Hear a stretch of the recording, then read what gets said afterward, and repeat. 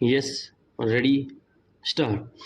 सभापति महोदय, सदस्य महोदय ने सदन में जो विधेयक पेश किया है, मैं उसका हृदय से समर्थन करता हूं और मैं समझता हूं कि इस विधेयक पर आज कोई निर्णय अवश्य लिया जाना चाहिए। कहा जाता है कि इस देश में राजनीतिक नेता बहुत अधिक हो चुके हैं और समाज सुधारक यहाँ बहुत कम रह गए हैं। यह बात बिल्कुल सही है और मैं स्वयं इस समस्या पर कई दिनों से सोच रहा हूँ। इस देश में जो भी अच्छा आदमी होता है वह धीरे धीरे राजनीतिक क्षेत्र में चला जाता है। बड़े बड़े उपदेश सभी दे देते हैं कि गरीब की सहायता करनी चाहिए, किसी की वस्तु पर कब्जा नहीं करना चाहिए और किसी दुखी को बिना कारण कष्ट नहीं देना चाहिए, लेकिन वास्तव में ऐसा कोई करता नहीं है। बड़े बड़े राजनीतिक नेता इन बुराइयों से अलग नहीं हैं। ऐसी अवस्था में इस देश का किस तरह से विकास हो सकता है? दहेज प्रथा के विषय में भी मैं यह कहना चाहता हूं कि कोई भी गरीब या अनपढ़ आदमी दहेज नहीं देता है। देश के सब बड़े नेता, सब बड़े कार्यकर्ता और सभी बड़े समाज सुधारक दहेज देते हैं। ये बड़े लोग कानून की परवाह भी नहीं करते हैं। सभापति महोदय, पंजाब में एक कानून बनाया गया है कि पिता की संपत्ति में लड़कियों को भी उतना ही हिस्सा मिलेगा जितना लड़कों को मिलता है। परिणाम यह हुआ है कि वहाँ पर न तो दहेज देना पड़ता है और न ही कोई दहेज मांगता है। मैं समझता हूँ कि इस प्रकार का कानून देश के अन्य राज्यों में भी लागू किया जाए तो दहेज प्रथा को समाप्त किया जा सकता है। जब लड़कियों को पिता की संपत्ति का पूरा हिस्सा मिलेगा और पूरी जमीन मिलेगी तो उन्हें दहेज देने की आवश्यकता भी नहीं पड़ेगी। एक बात जो मैंने अभी कही है कि सबसे पहले हमें अपनी आदतों को सुधारना चाहिए, तभी हम देश की गरीब और अनपढ़ जनता से यह आशा कर सकते हैं कि वे भी इस बुराई को दूर करने में सहयोग दें। अभी एक माननीय सदस्य ने सुझाव दिया है कि दहेज की एक सीमा निर्धारित कर देनी चाहिए। इस संबंध में मेरा सुझाव यह है कि दहेज की कोई सीमा निर्धारित नहीं होनी चाहिए। दहेज के नाम पर कुछ भी देना अपराध माना जाना चाहिए। दहेज प्रथा को जड़ से ही मिटाया जाना चाहिए।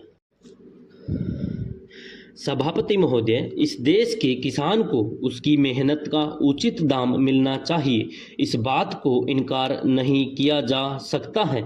मैं इस सदन का ध्यान इस बात की ओर आकर्षित करना चाहता हूं कि जब जब किसानों को दी जाने वाली सहायता की बात कही जाती है तो यहाँ पर कभी भी कोई साफ निर्णय नहीं लिया जाता है।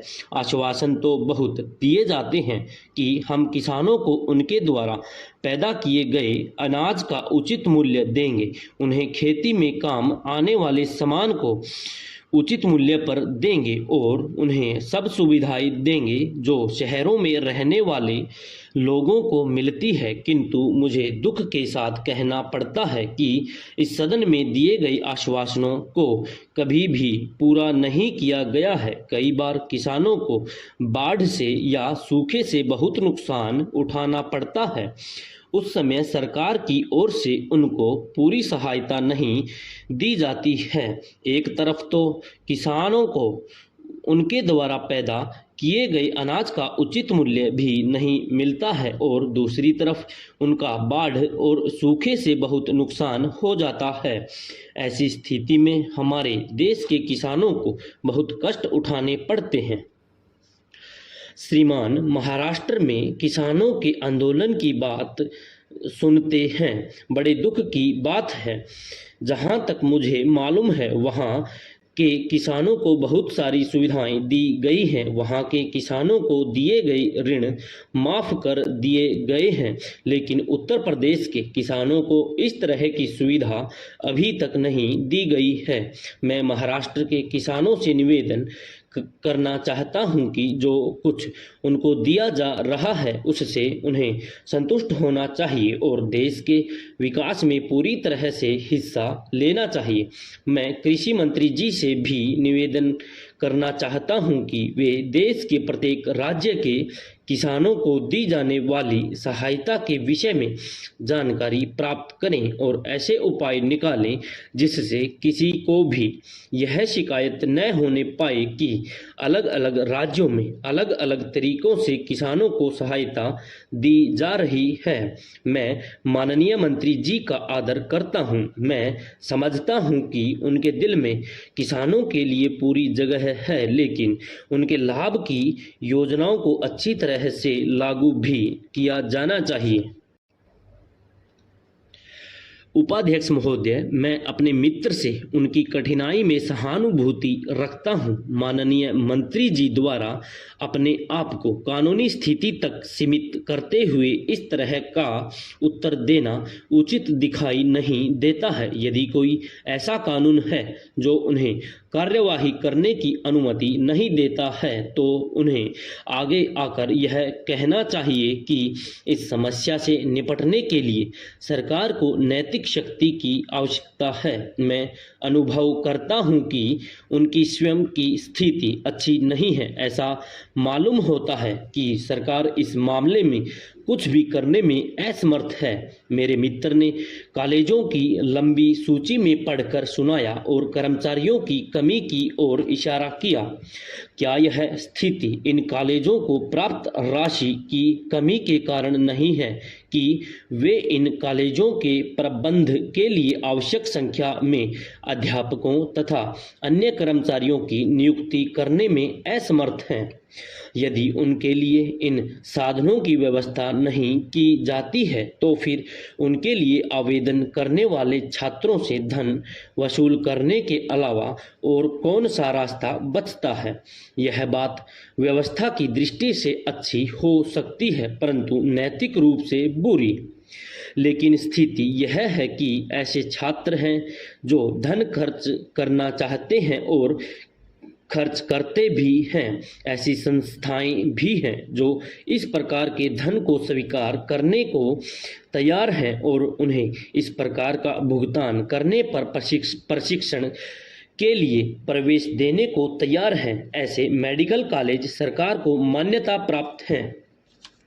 श्रीमान, इस सूची में पंजाब का एक मेडिकल कॉलेज है। पिछले सत्र में भी इस कॉलेज की समस्या सदन के सामने रखी गई थी। सब छात्र हड़ताल पर थे। उन्होंने एक साथ कई सप्ताह तक वोट क्लब पर धरना दिया, अनशन किया, रैलियां निकाली, किंतु समस्या वैसी ही बनी हुई है। मंत्री महोदय का यह कहना ठीक प्रतीत नहीं होता कि यह एक विकट समस्या है और समिति द्वारा अपना प्रतिवेदन देने के पश्चात सरकार कार्यवाही करेगी। उन्हें सदन को स्पष्ट आश्वासन देना चाहिए कि परिषद अथवा समिति द्वारा की गई सिफारिशों पर सरकार निश्चय ही कार्यवाही करेगी। मैं यह नहीं समझता हूं कि यह बात यहीं समाप्त हो जाती है, बल्कि इसके लिए अध्ययन की आवश्यकता है। बिहार में 5 मेडिकल कॉलेज हैं, लेकिन ऐसा प्रतीत होता है कि प्रायः सभी कॉलेजों की समान दशा